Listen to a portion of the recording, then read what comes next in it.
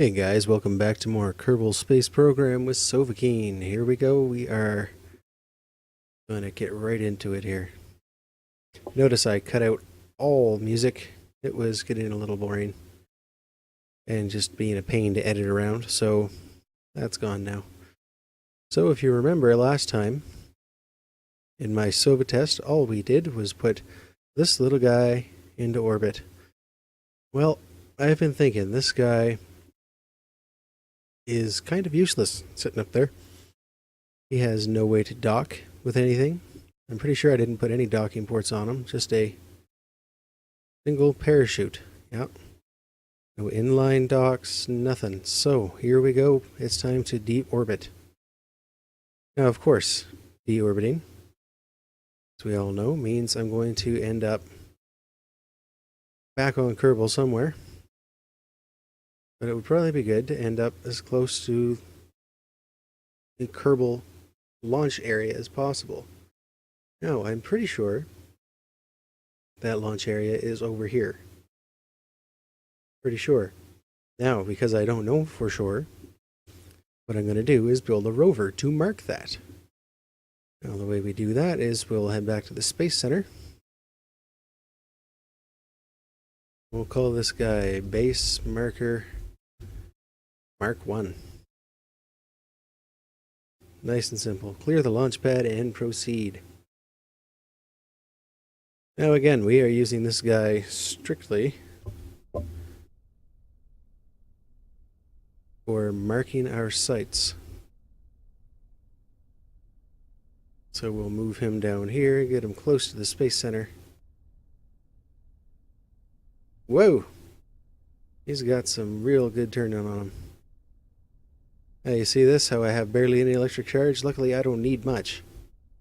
I didn't bother with batteries or anything because it's making enough to just roll along here. There we go, and we'll leave him sitting right there. If we can stop. Just stop. Just stop. Oop. Okay, brakes. There we go.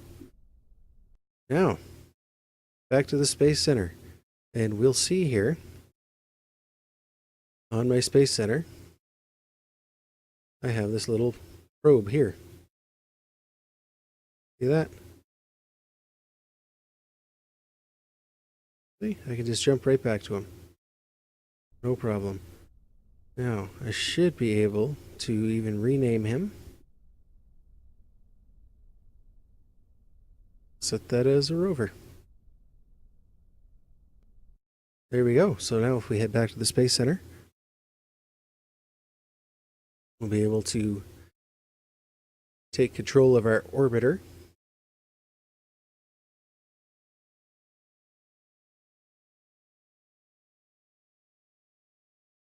And we can see how far we have to go. I can even go so far as to set him as a target. And that way when I start doing my burns, I have a target to aim for.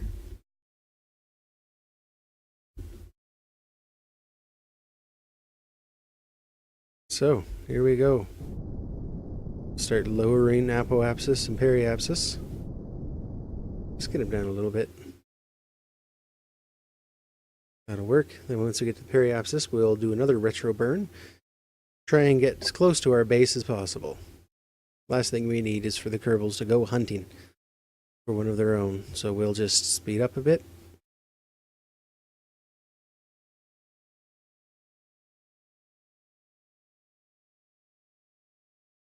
Now, because we're all the way over here, we're actually going to wait till we're about a quarter of the way here. And let's work on getting around. Now, all I'm going to do is just kill as much of my orbital velocity as I can. That's what retro burn is all about. And as soon as I kill that orbital velocity to a satisfactory point, I'll start making landfall. Now, again, I'm not going for perfection. I'm going for close. I just want to make it so it doesn't have to be such a long trip. see, I'll keep burning. Periapsis eventually will disappear. And we'll be able to see this marker get closer and closer. It's going to keep it nice and slow. Nice and slow.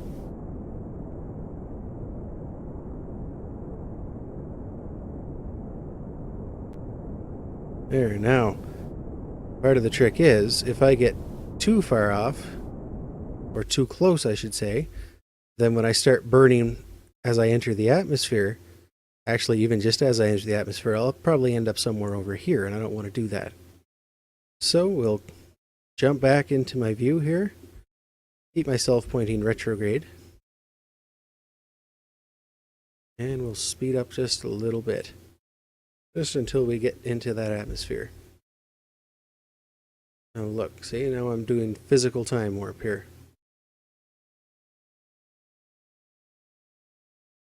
Now, because I know I'm going to be losing part of this here, what I'll do is just let that go. See, and that'll fly off and land somewhere close by. Still be easy to recover, but now I don't have to worry about endangering my Kerbal's lives by having that huge engine explode.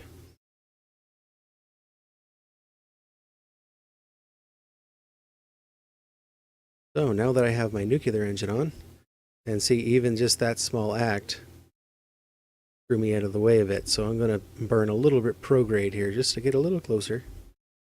You know, they want to be close to their families.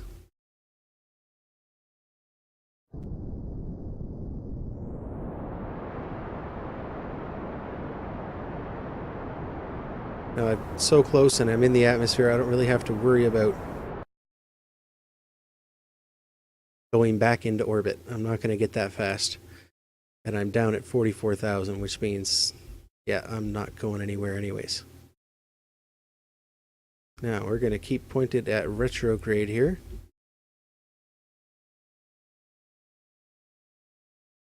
As you can see, I'm going to come in right close to that base marker. And that's pretty much where I want to be. We'll be able to see the VAB, and that's fine. That's good. That's going to be close enough. Now we're going to start burning retrograde a little bit here. Slow ourselves down. Now the reason I'm doing this is, yeah, it'll make us still a little farther away, but I want to be able to save as much of this rocket as possible. Yeah, technically I can't use it again, but still, it's good practice to get into, and it's a great way to practice. Oh, I love those effects. From what I understand, in later versions they'll actually make it so if you come in at too steep an angle, you will burn up in the atmosphere.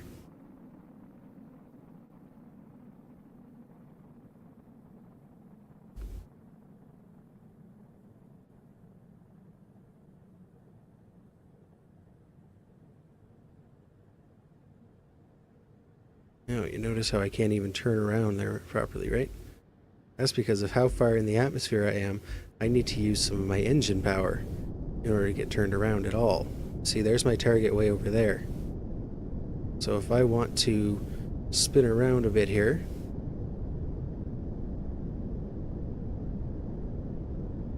oh, stay up there, stay up there. And see, of course, the more power I use, this is such a light rocket now, it doesn't really matter, but the more power I use, the better I'll be able to do. Okay, I can go all the way up, and eventually I will even out my surface area here, and I'll be able to shoot over those mountains and get nice and close. That's the plan, at least.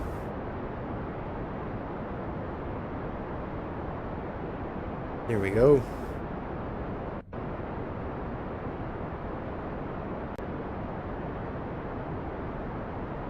Really not too worried about overheating or anything like that right now. Now if you notice, I'm starting to go up again because I'm actually going to start gaining... Oh, never mind. I'm flipping around.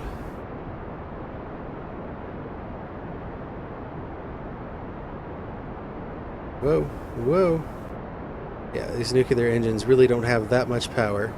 So I'm just finally starting to gain some more altitude. And really the only reason I'm doing that is to get these Kerbals, well, to get Jebediah as close to home as possible.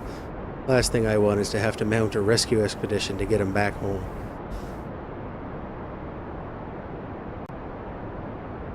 Now I'm just using the nav ball. I don't bother looking at the ship because that can be a little disorienting.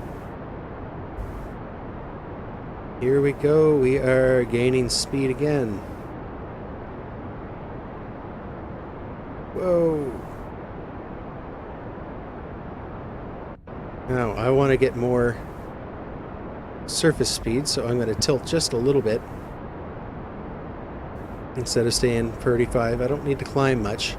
This isn't about getting back into orbit or anything, this is about clearing that mountain and getting closer to home. I'm still 80 kilometers away. Whoa!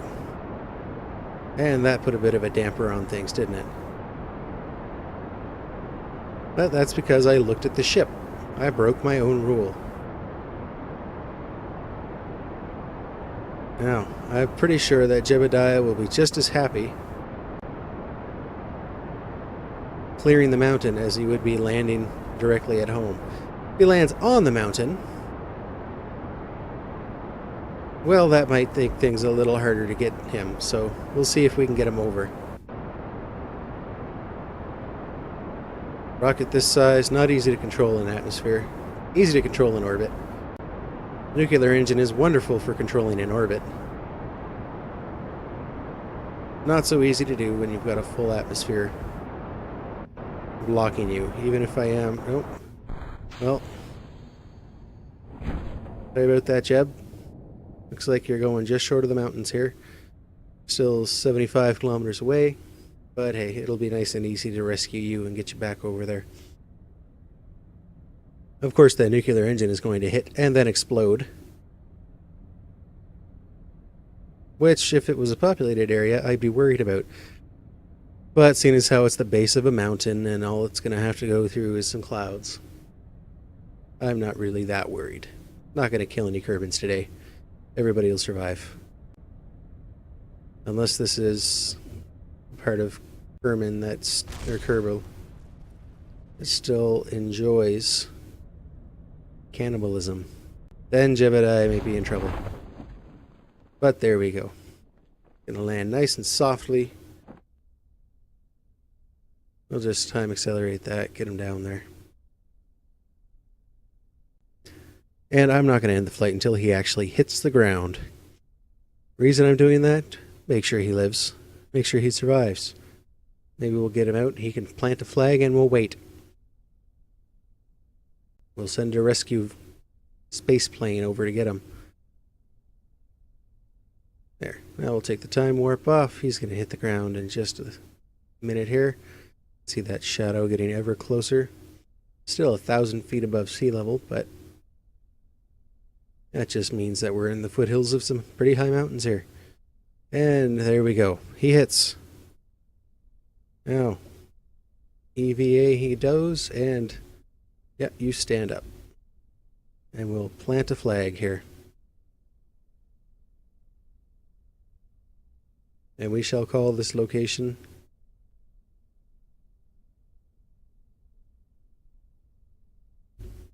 Landfall. A successful-ish end to the first orbital mission of Sovahkiin.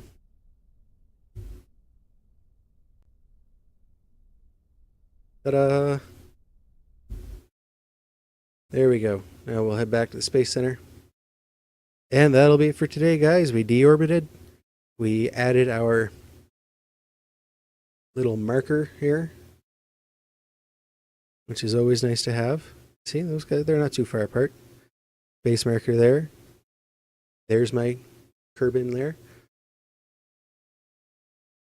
See, he successfully landed. I have my base marker. There's Jebediah Kerbin. There's landfall.